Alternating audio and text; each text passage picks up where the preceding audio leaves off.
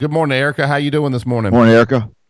Good morning. I'm doing well. Thanks for having me. Well, Dad and I've been reading up on your story. We actually know, obviously, Coach Gillespie, who was at Texas A&M, was at Kentucky. He's been back coaching, I think, at Ranger Junior College, but where he needed a kidney. I think you saw that. You didn't know Coach Gillespie, but you're kind of part of the basketball family with your husband, Mark. Used to be the basketball coach at West Alabama. I know you guys are at Northeastern State now in Oklahoma. Just maybe share the story with us a little bit there, Erica. It's such a selfless thing. It's a great story in what you're doing and trying to do. Just tell everybody kind of how this happened.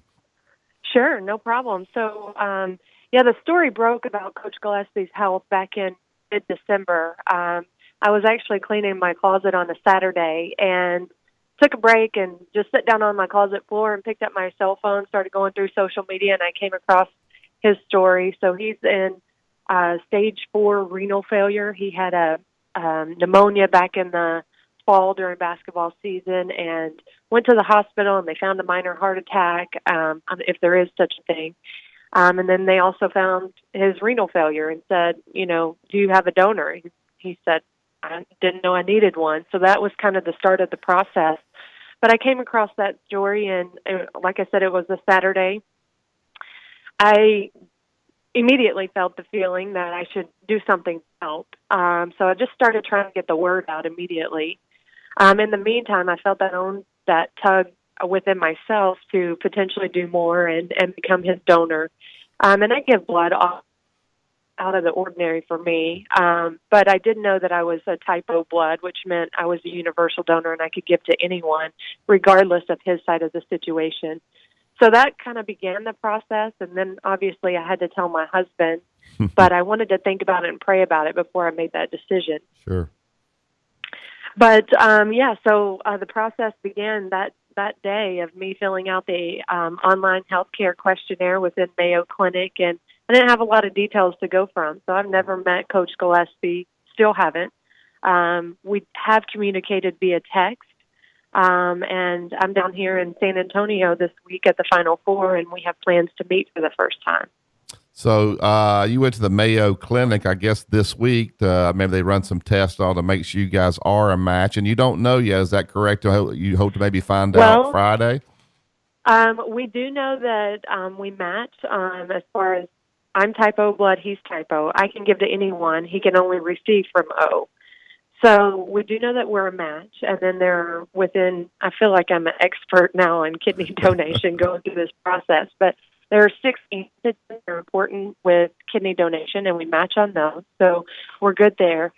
The other factor is antibodies, so if I've had a virus that he hasn't had, and I could introduce that to him through the transplant, it could make him very sick. So they just want to check off all of those antibodies that I could possibly have, whether it be as simple as chicken pox, and he hadn't had the vaccination or a chicken pox. They want to make sure they give him that before the transplant. So I was there Sunday. I flew into Rochester, Minnesota on Sunday and spent Monday, Tuesday, and yesterday there going through extensive testing. And they say I'm in perfect health. I'm the perfect candidate.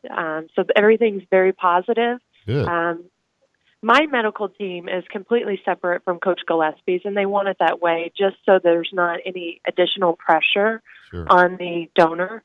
And you have your own advocate. So they want to look out for the best interest of the patient without any bias. And so my team is meeting with his team this morning to review all those tests. And I expect to call today or maybe this afternoon. It might be tomorrow, depending on the schedule. But we should know about surgery before the weekend. Wow, Dad? Billy's situation was basketball-wise, and your basketball, certainly not only a fan, but a wife of one who has a hard job. They're all hard. But, yeah, they're not any easy ones. Is deciding on him more basketball related, of somebody you feel like that you can help that's in the sport that you are involved with so much? If it had not have been him, would it have been somebody else? I've often asked myself that question because I want to know that I'm doing it for the right reasons and just, Yeah. having those conversations with myself. I think I would do it for just anyone. I do believe that. I think there's that emotional tie to basketball because, so I think the FBI investigation stuff came out the summertime. And then after I had started the process and found out that I was indeed a blood match and antigen match before I went to Mayo, there was more investigation. And it's given our sport just such a black eye. And there's so much good within college basketball and I call ourselves a family. Even though I've never met him, you guys can relate to those same challenges. And we're in the trenches, and we know what each other face on the side of things. And even though you might win some games, and we're seeing that more now than ever with, like Tubby Smith, he won out after 2 years. It's not all about wins and losses. Sometimes there's that political pull as well, and being a good fit and selling season tickets. And although we haven't been on that high level, there's a lot of challenges within the business, and I really think that bonds us within the basketball community, and there's that emotional pull because of the basketball connection. Will this cause any effect for you in the future? Even if this goes through successfully to Billy, will this cause you any, I don't know what like the words, concerns or things like that in your future life? No, like everybody should be. We've just got to be proactive in my health. Our kidneys filter protein and the toxins in our blood, so it's important that maybe I adjust my protein level a little bit, not have so much red meats, things like that. Eat more fish and lighter protein. So those are some things that I will do just to be proactive in my own health. But they say taking one kidney, if I were to have kidney issues later on in life, it wouldn't be because they took one. It was just in my nature that was going to happen anyway. But one of the great things about being a donor, an organ donor, if you have problems later in life, on the donor list. So you go to the very top because of my gift now. Do you plan on meeting with Coach Gillespie there in San Antonio? I read where he said that he wouldn't really even feel comfortable taking a kidney from someone else, because he would worry about that. And then I know what type of guy he is. He said, "Hey, I've had a great life, but I'm sure as he's kind of thought through this thing, and you guys, I think you said you've texted back and forth. Are you guys planning on meeting there in San Antonio at the Final Four? And what will that be like when you first? I guess you don't know yet." Yeah, we're definitely planning on meeting. He's got a busy schedule too. He's back and forth a few places, but Mark and I do a dinner every year at the Final Four on Friday, just to get all of our people, our friends, our family, our basketball family together, just to catch up and celebrate successes from the previous year. You know how it is. Even though you worked with them 10 years ago, everybody's chasing their own dreams. So. Yeah. You end up spread out all over the country, and although it's easier to stay in contact now with social media, it's really hard to have those in-depth conversations. And so we do that every Friday of the Final Four. At the Final Four, and Coach Gillespie is planning on coming to that on Friday here. Yeah, the Final Four is a great event. You're right. You work.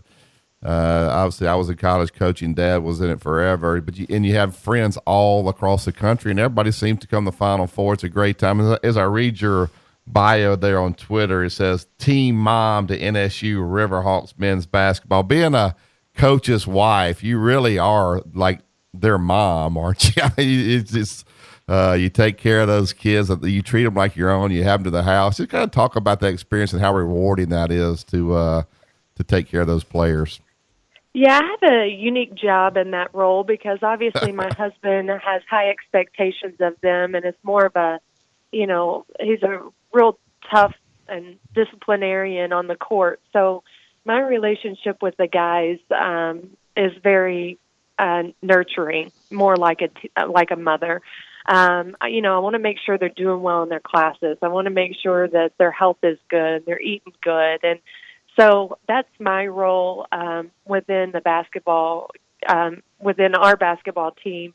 And yes, those boys can eat. So yes, they can. We typically we've got a great facility at NSU, and they have a huge event center. So I can have food catered there, but they want that home environment. So a lot of times they'll just pile up on my couches, and we've got a small theater room upstairs, and they'll pile up there and just hang out. They just want to be around people that they enjoy being around. And I think it does help within the chemistry of the team as well.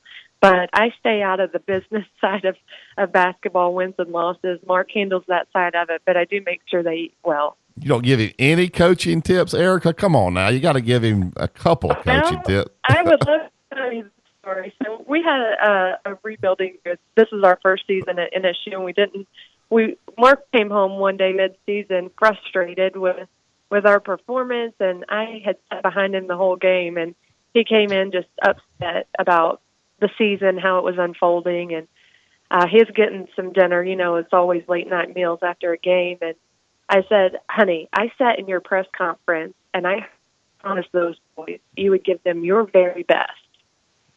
It was not your very best. He took his plate and went to our bedroom, and I didn't hear from him the rest of the night.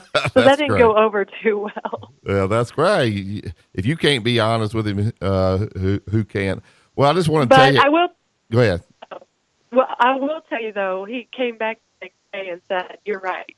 And it just motivated him. He's like, you're right. That was not my best. That was not my best. Yeah. So, well, Ericka, what you're doing is so selfless. People seem to be so selfish now in our society, in our world. And what a selfless thing that you're doing there. And tell everybody where they can follow you on Twitter. I know you're kind of updating people. I'm looking at where you talked about going over, and you talking about meeting where they could give you a follow and maybe and see how this thing progresses.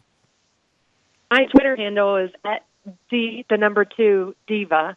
And that didn't change when we were on the D1 level. I graduated from a Division II school in Arkansas, so D2 Diva is my Twitter handle, and I do often update. I've got a ton of followers now from even Big Blue Nation and Texas Tech. A lot of people have followed Coach Gillespie's career and are really interested in seeing how this unfolds. So, we should hear Thursday or today or tomorrow about surgery, and that could be as soon as 2 weeks away if we get the all clear. We're going to do it sooner than later just because of we've got recruiting coming up, and then summer camps are here, so we need to go ahead and get this thing rolling once we get the okay. So that'll be. Where did you go to school in Arkansas?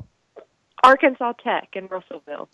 Okay. Yeah, Dad and I both coached at Arkansas Little Rock. I saw that. Yeah, I saw that. Yeah. So you guys spent some time in my home state, but I was born and raised in Arkansas, closer to Fort Smith. Small. I'm a farm girl, so. So you're a Razorback. Are you a Razorback fan? I am, but it's been a while since we've been prominent. So I'll tell you though, my son he'll say, "Nice shoes, Mom. Roll Tide." That's about how.